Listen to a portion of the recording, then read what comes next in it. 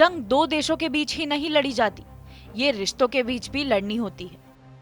ऐसी ही कुछ कहानी रूस यूक्रेन के बीच चल रही जंग से सामने आई है। जंग की इस आग में बाप बेटे का रिश्ता सुलग रहा है। दोनों अपनी वतन परिस्थिति साबित करने में जुटे हैं और इस वतन परिस्थिति में कुछ टूट रहा है तो वो है इनका रिश्ता। ये कहानी है 27 साल के युवा सैनिक आर्तुर और उसके पिता ओलेग की। 24 फरवरी को जब रूस ने यूक्रेन पर हमला बोला तो पिता ओलेग ने रूस की तरफ से मोर्चा संभाला। पिता ने अपने नौजवान बेटे को संदेश भेजा, बेटा तुम बंदूक मत उठाना, जल्द ही कीव घुटने टेक देगा। लेकिन बेटा कहाँ मानने वाला था।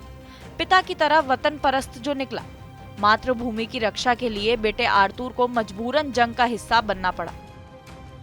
आर्तुर ने यूक्रेन की रक्षा के लिए हथियार उठाए, लेकिन उसने ये हथियार रूस के खिलाफ नहीं बल्कि अपने पिता के खिलाफ भी उठाया। बता दें कि आर्तुर के पिता ओलेग यूक्रेन में ही रूस समर्थित अलगाववादी सेना में कर्नल है। जंग शुरू होने पर ओलेग ने बेटे से कहा था कि बेटा बेहतर होगा कि वो हथियार ना उठाए, क्योंकि रूस के सामने यूक्रेन ज्यादा दिन टिकने वाला नहीं है। लेकिन आर्तुर ने पिता की बात को नजरअंदाज कर दिया और यूक्रेन की सेना में भर्ती हो गया। आर्तुर को पिछले महीने यूक्रेन द्वारा रूस के चंगुल से आजाद कराए गए शहरों इजियम और लाइमैन में भी देखा गया।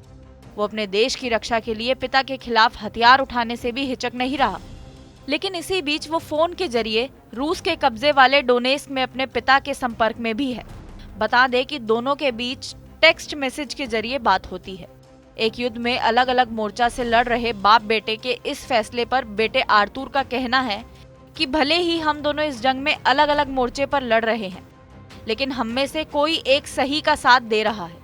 आर्तुर यूक्रेन के ऐसे जवान हैं जिनके पिता रूस की ओर से लड़ रहे हैं। आर्तुर का जन्म कीव के पास बोरिस्पिल में सैन्य परिवार में हुआ था। उनके पिता ओलेग पूर्वी यूक्रेन के दोनेस्क इलाके से हैं, जो खुद 2011 तक यूक्रेन सेना में सेवाएं दे चुके हैं। 2011 में आर्तुर की मां से तलाक लेने के बाद ओलेग काम की तलाश में रूस चले गए और 2016 में रूस समर्थित सेना में शामिल हो गए। इसमें कोई शक नहीं है कि यूक्रेन पर रूस के हमले ने हजारों परिवारों को बर्बाद किया है। अतीत की वजह से दोनों देश एक दूसरे से जुड़े हुए हैं। दरअसल सोवियत संघ के विघटन से पहले दोनों देश एक ही थे। कई लोगों को रिश्तेदार विघटन के बाद अलग अलग हो गए। जंग का परिणाम जो भी हो, लेकिन बाप बेटे के बीच चल रही विचारधारा की जंग शायद ही खत्म हो पाएगी।